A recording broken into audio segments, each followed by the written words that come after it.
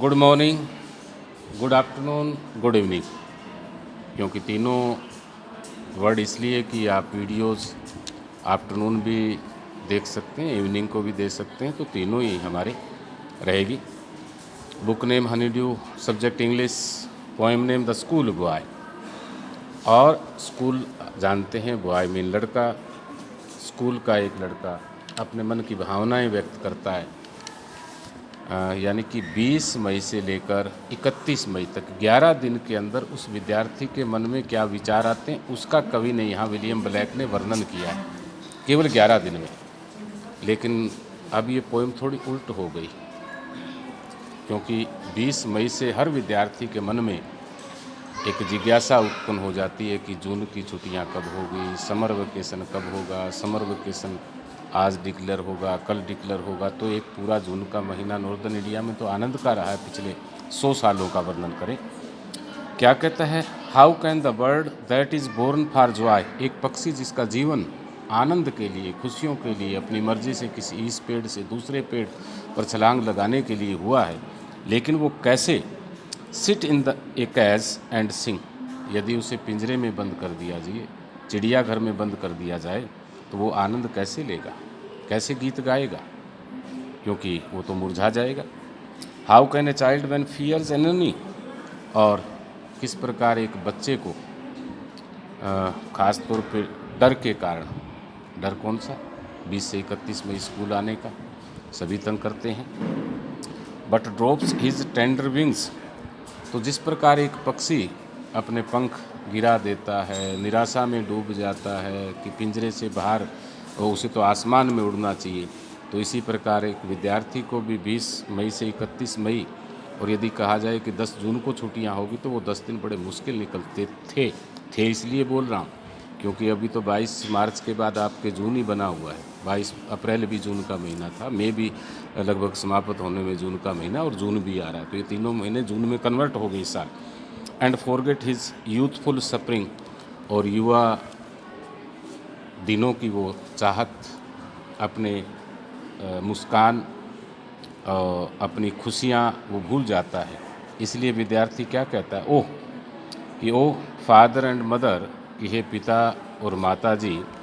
If birds are nipped, birds जो आपकी कलियां हैं, यानी कि एक पौधा है, उसकी कलियों को शुरुआत में ही तोड़ दिया जाए, निप्ड होता है तोड़ना, PPED, एंड ब्लूसम्स ब्लॉन अवे, और उसका फूल बिखर जाए, बिखर का मतलब एक पौधे पर फूल आया है, अचानक तेज आंधी आई और वो फूल बिखर गया। And if the tender plants are stripped, और जो पौधा है उसको आगे बढ़ने की जिस चीज़ से प्रेरणा मिलती है, खुले आसमान से उससे वंचित कर दिया जाए, उसको दूर कर दिया जाए। Of their joy in the springing days, सबसे बेहतरीन यदि कोई सीज़न है वो स्प्रिंग है, बसंत ऋतु का, यानी उसको बसंत ऋतु से उस पौधे को दूर किया जाए। जैसे पतझड़ में आपने देखा होगा, जनवरी और लगभग फरवरी में एक भी पौधा ऐसा नहीं होता कि उस पर पत्तियाँ या फूल दिखाई दे, और यदि स्प्रिंग वहाँ नहीं आएगी, शायद आपने 8th में एक लेसन पढ़ा था कि जिस प्रकार बच्चों को खेलने एक राक्षस नहीं दे रहा था और उस बगीचे में फूल नहीं आए, शायद 8th में है या मे बी, हाँ, तो सल्फिजाइन वो लेसन था, वो बिल्कुल सेम स्टोरी है। By sorrow and cares dismay, तो दुख में, निराशा में, कष्ट में, how shall the summer arise in joy, एक आनंद, एक मन में प्रसन्नता, चाहे वो विद्यार्थी के हो, चाहे पौधे के ऊपर फूल आना हो, पौधा हरा भरा हो, तो यदि उनके ऊपर हम दबाव डालेंगे, चाहे पक्षी को पिंजरे में डालना हो, तो ये चीज़ें कहाँ से आएगी। और द समर फ्रूट्स अपीयर, तो उसने एग्जाम्पल दिया कि आपने पौधे को बंद कर दिया, उसकी कोमल कलियां काट दी, तो क्या आप आशा करते हैं कि उस पर फल या फूल आएगा, यानी कि ग्रीष्म ऋतु में कोई फूल खिलेगा। और पक्षी जिसको पिंजरे में बंद कर रखा है कि वो बड़ा अच्छा गीत गाएगा, ऐसा कभी कल्पना की है। तो कवि का कहने का तात्पर्य, ऐसे बच्चे अमूमन 60-70 साल की स्टोरी हम बता रहे हैं कि 20 मई से 31 मई तक ख़ास तौर पे उत्तर भारत का हर विद्यार्थी ऐसे मन में ख़्यालात करता था कि मेरे को आनंद, मेरे को खुशियाँ, एक आगे बढ़ने की प्रेरणा कैसे मिलेगी कि 1 महीना जून की स्कूल की छुट्टियां हो।